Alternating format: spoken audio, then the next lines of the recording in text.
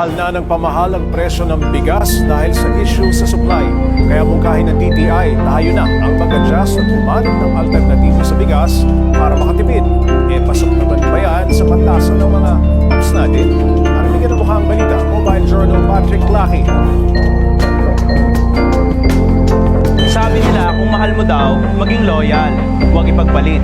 Pero ibang usapan na kung bigas ang nagmahal, may alternatibo tayong susubukang lutuin at tikman.